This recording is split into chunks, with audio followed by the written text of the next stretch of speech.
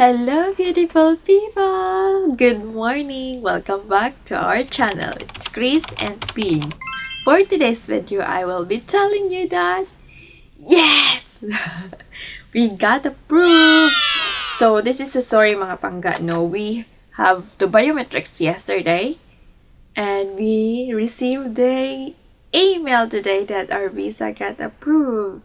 My UK spouse visa, and I'm so thankful. And because of that, I am making this video for you as your guide if you want to use this, and just to help you do it as well, because during the time when I processed mine, it's really not easy because there's just not so many people making a video about it. But good thing I have found someone doing it, that she managed to finish, but she's not making a video. She is just my friend, and she gave me the details that I have to collect as well. And mind you, I also have to my DIY fiancé visa during that time. So since I already finished the spouse visa, I'm gonna tell you now. This is how I do it. First, I collected or I gather information and ideas from the internet and from my friend and from people who posted, especially in TikTok. It's very useful. I gather the requirements that you have and I put notes in here. So I write it down. Kay mas easy man siya if you have the list. You can check if you had all these requirements already. So make sure to double check that you gather all the documents before you apply para mas easier. So I gather all the requirements for our spouse visa. And first thing I do is, because I'm doing DIY, so first I had categorized them. I make folder in my phone. I'm gonna show you this here. So I make folder here like the accommodation, educational evidence, financial evidence, life events, medical certification, others, sponsors additional evidence. That's the thing that I make sure I categorize them. So inside those folder, so first we collected our recent utility bills. For the accommodation, I have list here. I gather the passport of Chris' sister and the driver's license, just in case he needs more proof. It's better to collect passport and the driver license. That's more valid proof that they live here in the UK and they are the citizen here in the UK. And then I also asked for a consent letter, like consent letter from his sister, the allowing us to stay in her house, and the council tax from his sister, because obviously you will gather all this accommodation requirements from your kung saan kayo nakatira. Okay, if you are renting, then you have to collect this from your landlord. So, and at the same time, what else? Registry documents or land registry that it is named from his sister. Ang hirap mag-English. But I'll try my best to make sure that I can deliver it to you guys. Magtagalog ako kung kailangan ko. I mean, nabubulol kasi ako guys, so please bear with me. But you can directly message me or put comments in the comment section, and I'm gonna answer your questions about it, okay? So once I'm done with the accommodation, I collect my educational evidence. Like kung nagsabit na kayo nung fiancé visa, the educational evidence is the IELTS exam. If you have A1 certificate, then that's fine. They will also accept it. That's okay for your spouse visa, because also the A1 is IELTS exam, or the English language test is a part of the requirement for applying a fiancé visa and spouse visa. So, you can do that as long as it is within 1 year. Hindi pa siya nag-expire, so you can do that. And then next is the financial evidence. So, this is where if you are sponsored by your husband or your partner, so of course you have to use your husband or your wife because you're applying for a spousal. And then you have to have a bank statement. Well, the bank statement they said you have to have at least within 6 months. I mean 6 months valid.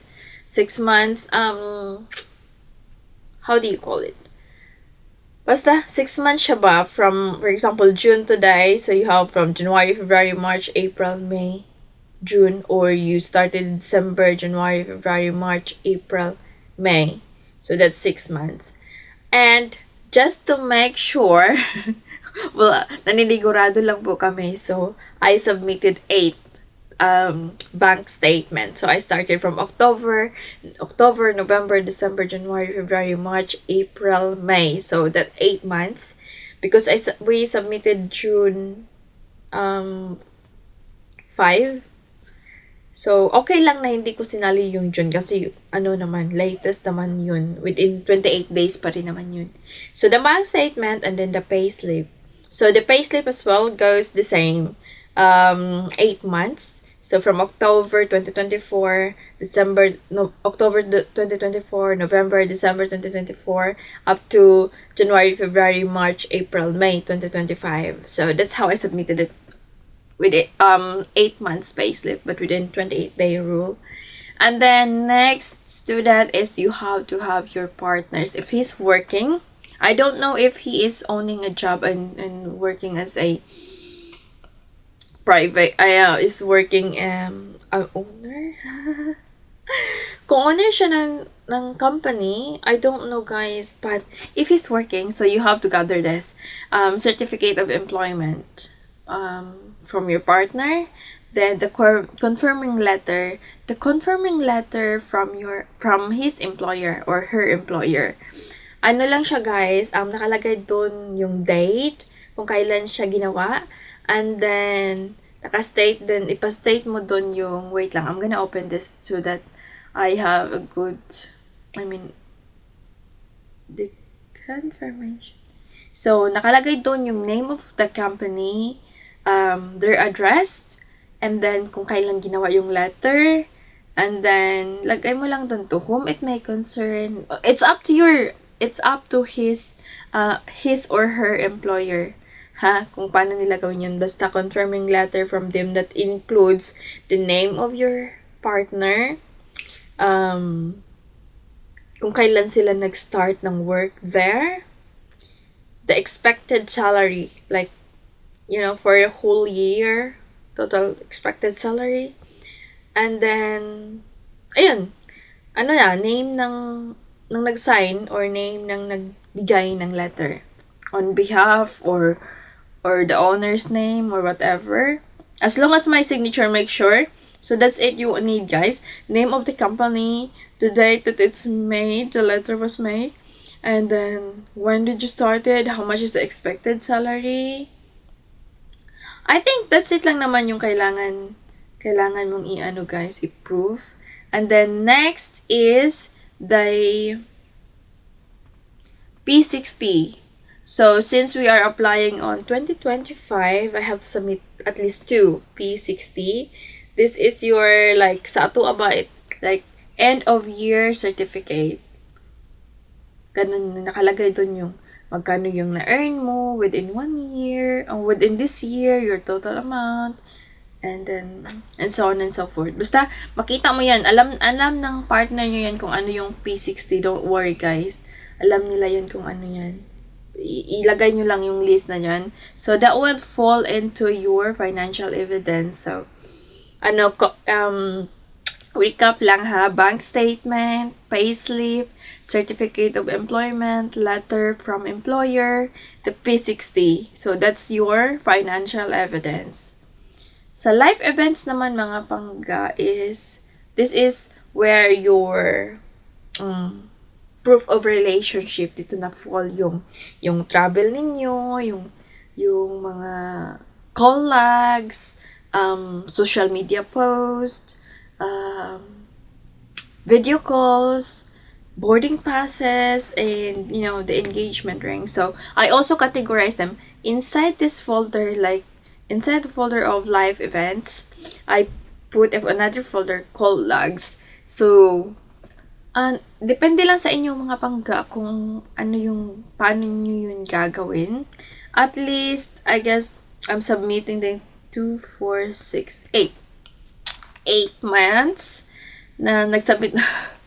8 months yung sinubmit ko from, depende naman sa inyo kung 3 years kayo or 5 years or ilang years na kayo mga pangga. So, depende na paano nyo yun ilalagay mga pangga, no? So, mine, for example, is I did it like for the month of August. I just screenshot our conversation. I mean, our call logs. At least, ginamit ko dito is Canva. At least I created 6 screenshots in one collage. So, and then nilagyan ko lang ng title sa taas, our call logs for the month of August 2024. And then, this is from August 2, from August 8, from August 10, up to kailan mo yung gusto.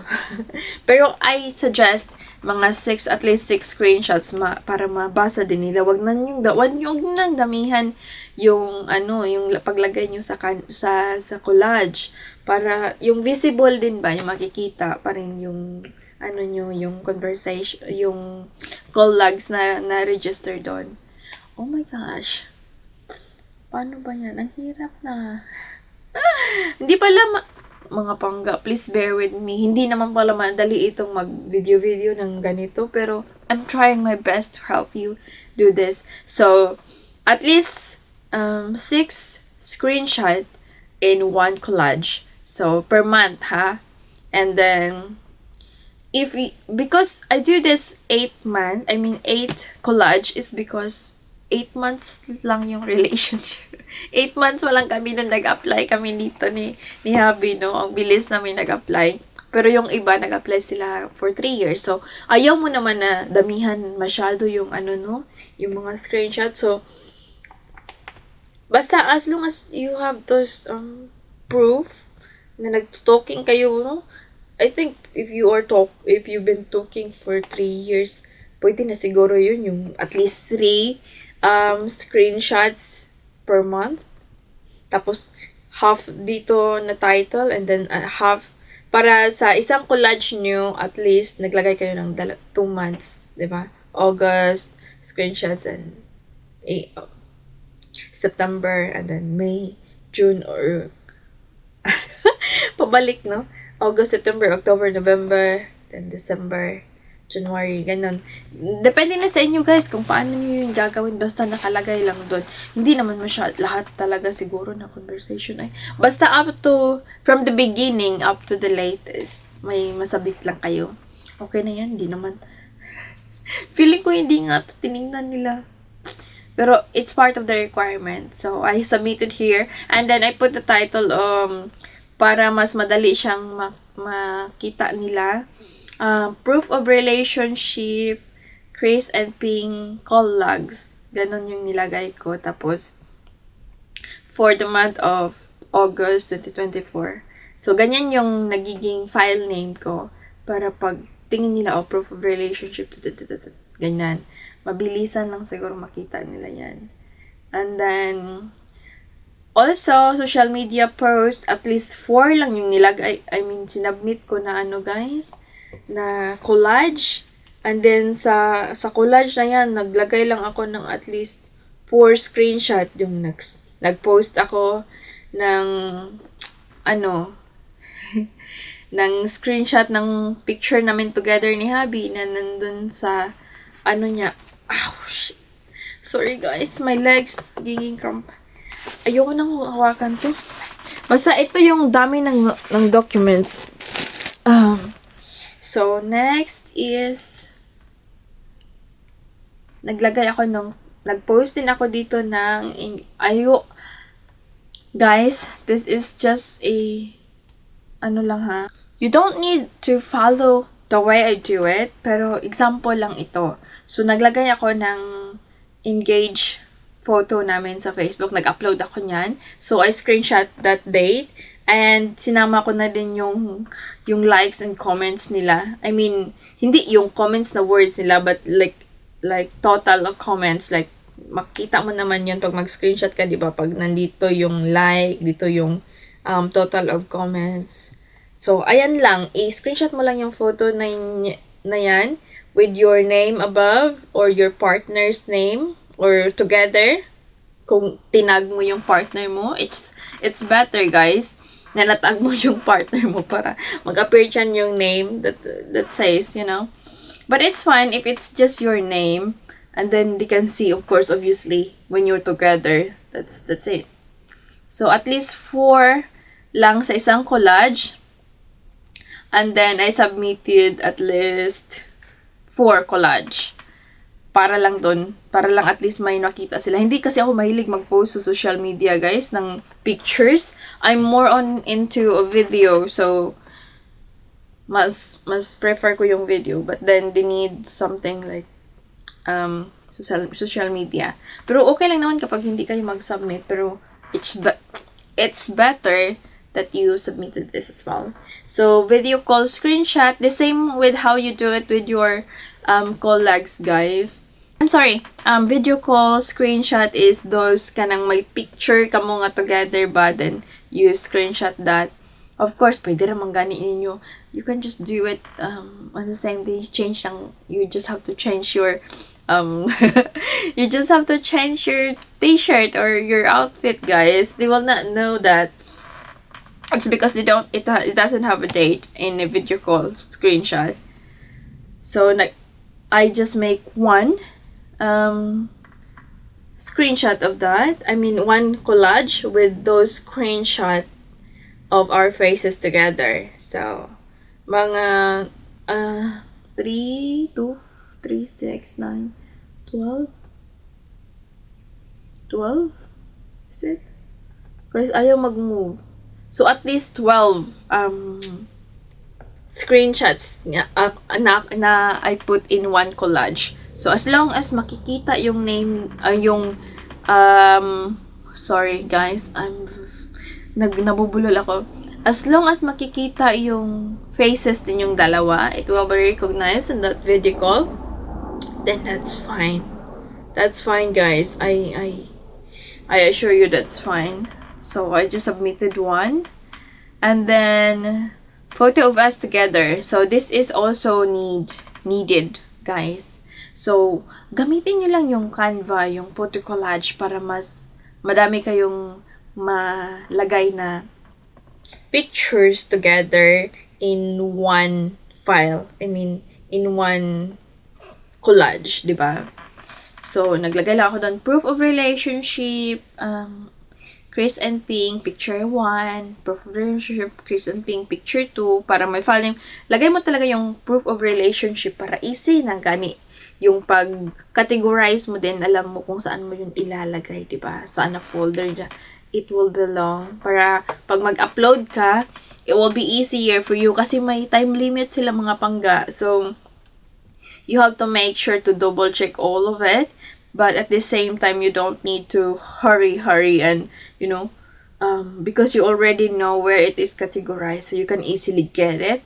And it will not take your time longer to maghanap ka pa. Asan na nga yun? Ano nga yung name na yun? At least you know that this goes to your proof of relationship category. So you can just, oh, this one. Add. And you just do it quickly. So, up to picture 8, yung nilagay ko dito mga pangga. And then, I added the photos with family and friends. Yeah, this is just what you need. Photo of you together, especially when you are in the Philippines. And then, basta yung together kayo na naglakwat siya. Charis. So, next is proof of relationship photo with family. So, at least 2 yung ginawa ko dito mga pangga for 2 family and friends and 2 photos with family. So, depende na yan sa inyo. Alam ko marami kayong pictures dyan. So, kayo na bahala mag-collage yan. And ilagay nyo lang yung title na photos with the family. And then, kung may pwedeng lagyan nyo ng maliit na mga letters or maliit maliit na details there, like photo with my family at Balamban or wherever the place is. You have to photo with family and then the place and the date. Or photo with family, the occasion, and the date. So don't forget that you have to put the date, okay? So it's also good so that they will, review that, and then they will see, oh, okay, their relationship is really legit. They are continuing. They just didn't meet up and that's it, diba? It has a history or it has a story. And then what else here that I put? Proof of relationship. Yes, wedding photos as well. So it's either you're married in the church, you married in the as a civil wedding, you married in a court, diba? Make sure, guys, it's really really needed before you get married. Make sure you have to, at least click some photos of your marriage. For sure naman, most of the people would really, really collect or take pictures, no? Aside from that, may video pagani, so I don't think it's a problem. But make sure you have to submit this, attach this at least as your proof as well. And if you're married in a court, at least take a photo with the official, like the one who officiate your marriage. Alright? So that's it for that. What's yeah. And then our WhatsApp conversation. The same with call logs. You just have to screenshot those, sweet message, something a little bit private, char. Just put them together. And upload and put it in a collage, and it's good as well. They will know that your relationship is genuine. It's not just makeup or something, And this will fall as well. You have to collect or you have to upload your boarding pass from Philippines going to the UK. So you have to collect that. Others, I think they did not, but it's good. The more, the better than less, okay? A boarding pass, entry and exit of your partner. Our boarding pass, because we traveled to, as a proof, this is an additional proof, because we traveled to Northern Ireland. That's the place where we get married. So I also included our boarding pass. Actually, it's just the boarding pass from Northern Ireland going back here, because I couldn't find a boarding pass from here going there. So just include that. I just included it. And so also, guys, include the boarding pass of your partner from the UK to the Philippines, and from Philippines going back. So that's needed. Especially the marriage certificate. So you have to submit that as well as part of your life events. Your passport stamp, the visa that your partner got, or because they don't have the stamp is already a visa for them. So you have to take a picture of that or scan that document and then upload it as well as a requirement. Proof of engagement ring receipt. So proof of relationship, engagement ring receipt. So include nyo na rin yan para sa inyong life events. And then nung nag-apply kayo ng yung nag-apply kayo para sa when to get married, you have to also upload that. It's either email or a printed document that they gave you. So marriage requirement inquiries, so include that as well.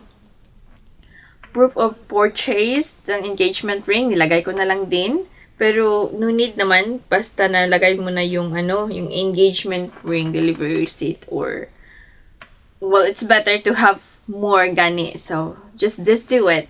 And then proof of relationship wedding booking email. So when you email the home office requiring your wedding, or you have to inquire for wedding or set a date. If you have the confirmation, then attach it the wedding confirmation email from the home office or from the wherever you want to get married. So at the same time, I also submitted proof of relationship, home office marriage referral. So, inattach ko na din yung letter na printed galing sa kanila.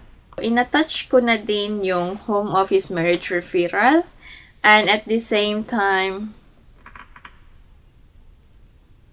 oh my gosh, my phone storage is almost full. So, we have to do it together.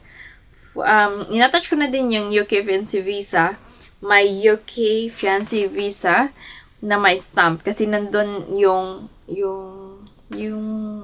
proof na nag-travel ako from the Philippines going here. So, inattach ko na din yung yung sticker na na-attach doon, yung UKVI Binet patawag noon. Basta yung next to your passport photo is my sticker doon na print yung visa mo.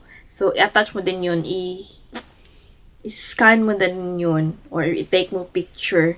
So, it's either you can upload it by using the file of PDF, PNG, or JPEG. So, make sure guys na yun lang ha. Tapos, huwag kayo mag-upload na may mga password pa yun bago mo mabuksan kasi hindi nila yan mabubuksan or di nila yan i-access. So, it's better as well. I also submitted a supporting statement from my best friend, from a close friend that knows your partner as well, know you and your partner. So their letter is consisting like their proof of address, their letter that's stating that I know this person, I know this couple, and I support them and whatever they wanted to put in there. So then they have to make sure that they have their printed name and signature on the letter, and then their ID. So the valid ID that they will accept is passport, and national ID is also good. But yeah, my friend, because she is in the US now, so she has the passport. So I gathered the letter and the ID together, and then I just make a collage. The letter is here, the ID is on this side here, back and forth. For the passport, of course, it's up and down.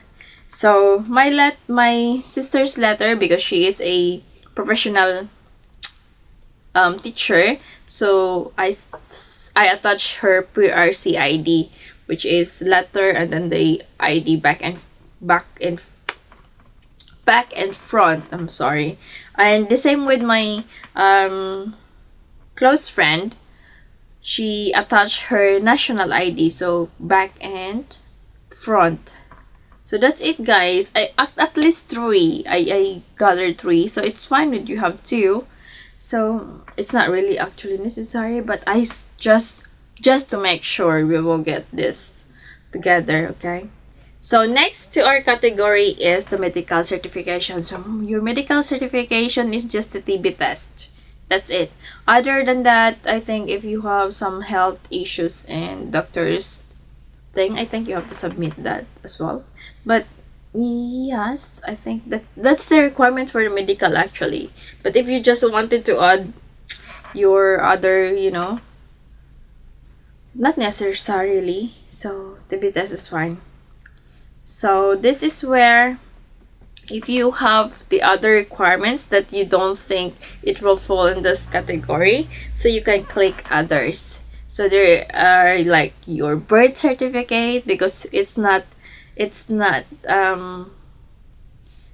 based on those category that they asked, it doesn't fall on that names. So you have to click others because they have provided others just in case you have more supporting documents you wanted to submit.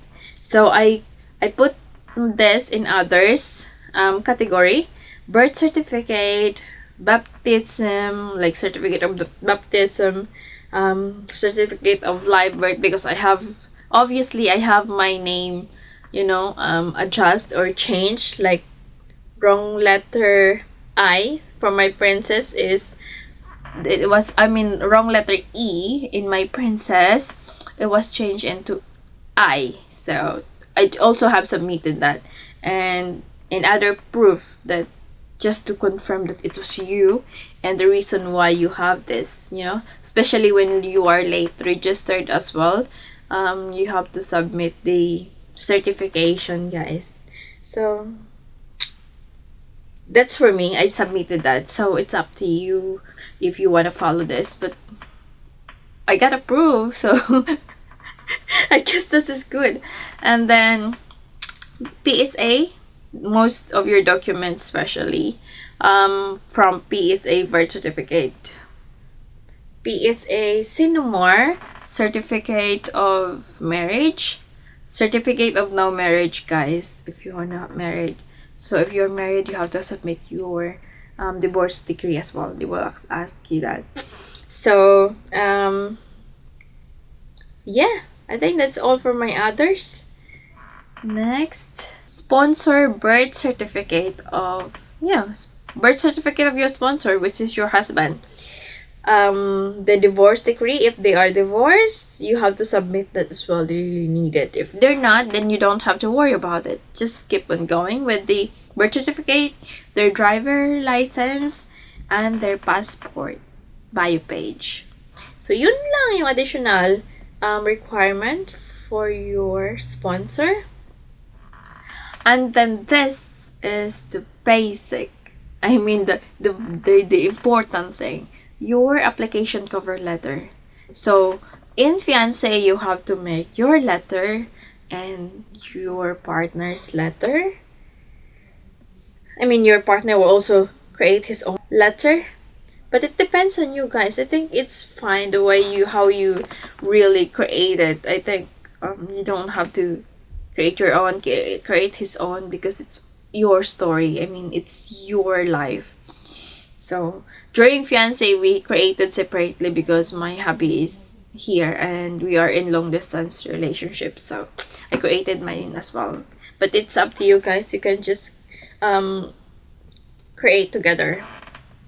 So now that we're applying spouse visa, we created one application cover letter, which is my hubby made it. So this, if you want to know how we do it or how we make the letter, just comment down below. Okay, we will make another video for that. So, and then we have to declaration statement, guys. The declaration form that you had during fiancé visa is the same declaration form that you need to fill in. It's just that you need to change it from fiancé to spouse visa. So that's all for the declaration form. And then we have the family consent. It's because we are living with his sister. So I think also even if you are renting, you also have to have this family consent, guys.